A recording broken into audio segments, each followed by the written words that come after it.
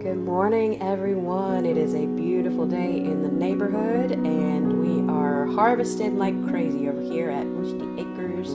As you can see, our figs are looking so delicious. Our blackberries and our peaches, so many things that we're harvesting right now. But today what I want to show you and help all of you out with is seeding your tomatoes, saving those seeds to plant your own plants next year. I have been doing this. I've been heirlooming my tomatoes for years and years, and my method works every time. And so I'm hoping that as you are harvesting these gorgeous tomatoes this season, that you can save some seed and start your own plants next year. So I'm going to show you how to do that. So we're going to use our Carolina Gold here. Gosh, these are beautiful. They've been off the vine and sitting and waiting on me to kind of show you how to do this for a few days. They've been ripening up. They're a beautiful deep orange right now. It's probably not coming through on the video, but they are gorgeous and delicious. So I'm going to show you how to take those seeds out, save them, and use them for your own plants next year. Okay, so I've gotten my supplies together. You're going to want a nice sharp slicing knife. This is my chef knife. It's my favorite. I use it for almost everything. A towel, of course, some type of mesh to use. This is my an old tea mesh that I'm going to use, and this is one I've been using long enough for it to break, but that's what I like to use. You can use some other kind of mesh item, and then eventually when they're dry, you're going to want a paper envelope. I always mark mine with a Sharpie, and here's what our finished product is going to look like after it's dry. So many methods talk about fermenting the seeds before drying them. I have never done that. I don't know what the reason for that is, and maybe there's more success with that, but I've always had success with my method on drying this way without fermenting. So this is a non-fermenting method for saving your seeds. Okay, so I've got us at an angle here so I can free up my hands. I left these out ripening. This one has gone a little far gone, as you can see. So we'll cut that bad part off. We'll eat the rest of whatever we're not scooping out to save. So I tell you what, we'll do this one. Let's give it a slice down there, down the center, just to see what we're looking at. That is a beautiful, beautiful Carolina Gold, juicy and delicious. We'll cut those bad parts out. So we're looking at a bunch of seeds inside of this one.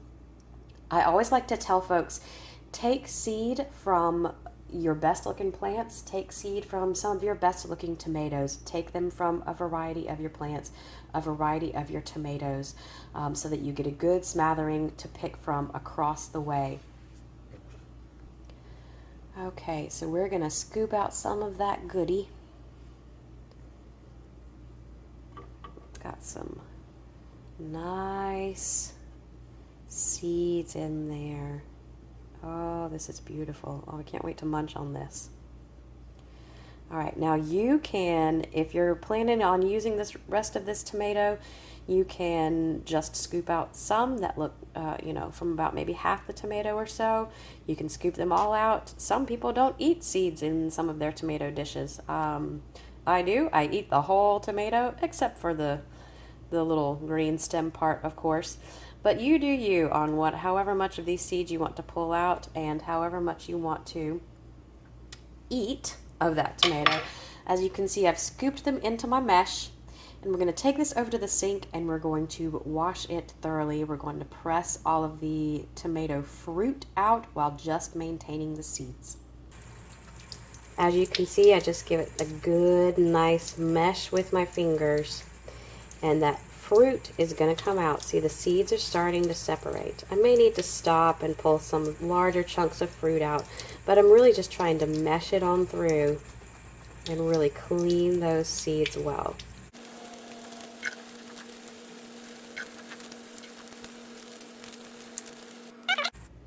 Okay, and I have cleaned my seeds really well.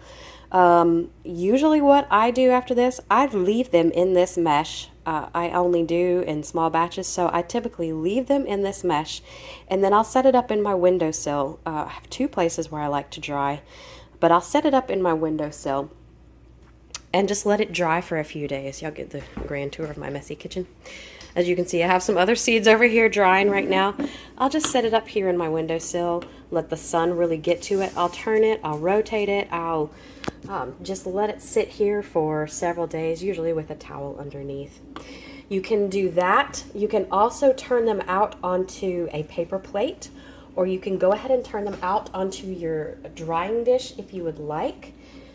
These in here, I dried in a mesh for a day or two, and then I put them in here so that I could shake them up. They've been drying for a little bit. Those are poblano peppers, and these over here are some red peppers. They've been doing the same.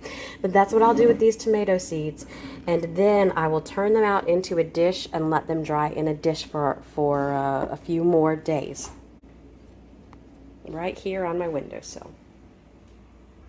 So we've ended up with our dried seeds here that have been drying for several days or even a couple of weeks if you just want to make sure.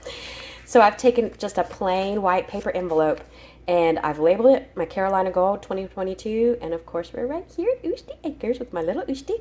So that's how you want to save your seed. Make sure you save it in a dry place. Just put it right on into your envelope, toss it in there, seal it up, save it for next year. Make sure you don't get it wet while you are sealing your envelope, or you can just tuck it if you know it's going to stay safe and stay in a place where it won't accidentally get dumped out. Not so at my house. It will probably accidentally get dumped out, so we steal ours. But nonetheless, that's how you can save your seeds for next year from these delicious tomatoes, y'all. I hope that you are gleaning lots of tomatoes from the plants you got this year. It's been a rough year for growing many things, but man, now we get to go and enjoy this tomato. So we'll catch you later.